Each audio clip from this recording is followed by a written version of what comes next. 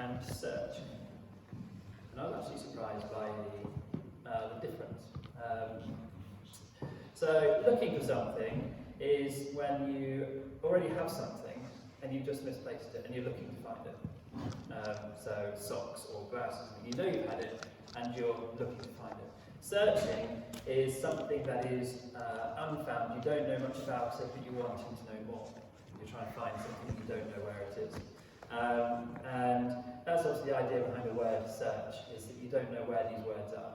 And that's the purpose of a word search. It'd be quite pointless any word search if you knew what the words were. But if I gave you this next slide and said, oh, we're going to do a word search, so the next slide. It kind of loses its purpose.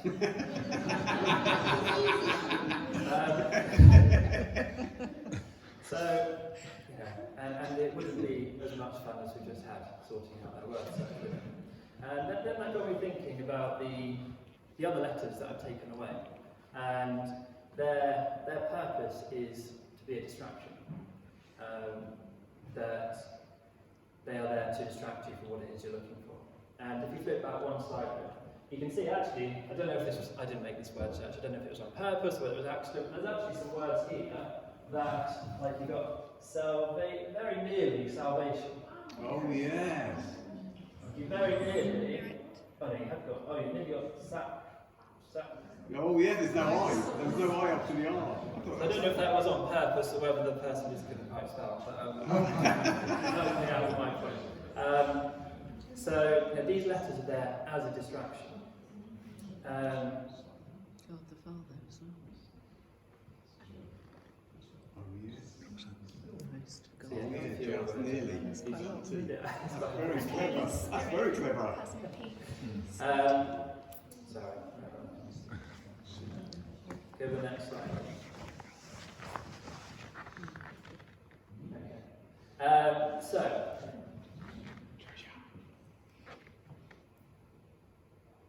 That's what it is. With the word search, with all the words already circled and the distracting words, letters taken away, there's no sense of accomplishment, there's no sense of success, like I've achieved this. Yeah. It's been given to you, you've completed the word search, I guess, but there's no need to put any effort in, it's been done for you. And then thinking about a pirate. If I was this pirate, and I was wanting to make it easy for myself, to be honest, I would just sail around. Yes. I would just go out on my boat,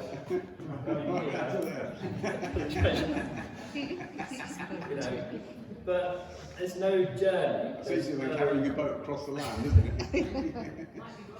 There might be rocks, yeah. But I miss out on the journey. We're told in Hebrews that we need to persevere, we need to press on, we need to keep going, and not taking the shortcuts, not missing out on the things that we're going to learn through the journey, through the search. And there's so much satisfaction with the word search when you've spent that time looking for that one letter that's going to give you the clue to where the word, and you finally find it. There's satisfaction. You've done it. You've worked hard. You've made it.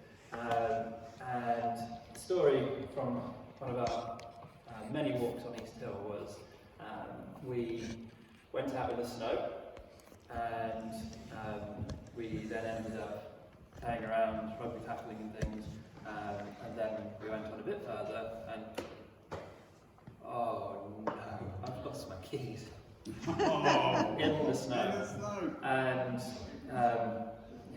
not to exaggerate, we must have been there for an hour looking for these keys, and someone else, we went up in 2 cars, and someone else went back and got the other spare key and things. It was all a big mess.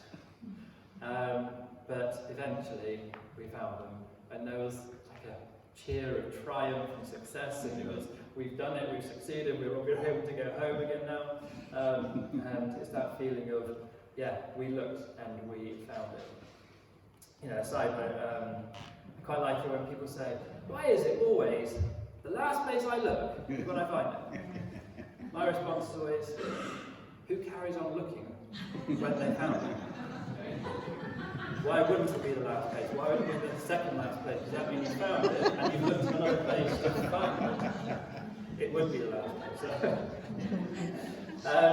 So other things we search for. Buying presents for people.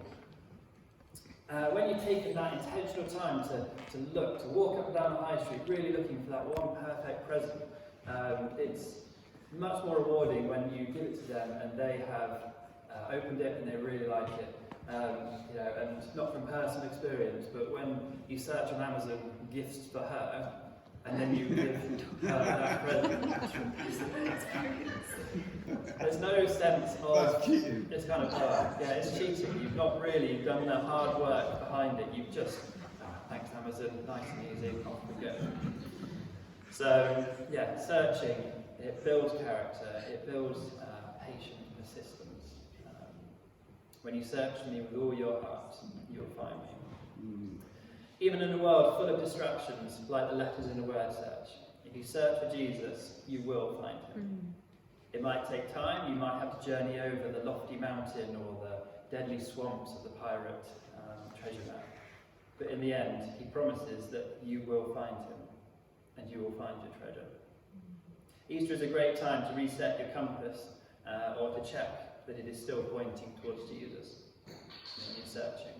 Even if it's 1 or 2 degrees off in a few years, I'm sure you know the analogy, you'll be a lot further off in a few years' time. And it's a great time to think about your search for him.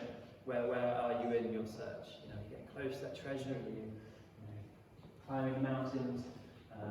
It's just a good time just to reset your thinking and think about where you are.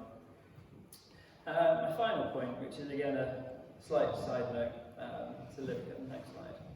It's a different type of search. And so this week, a car broke down again.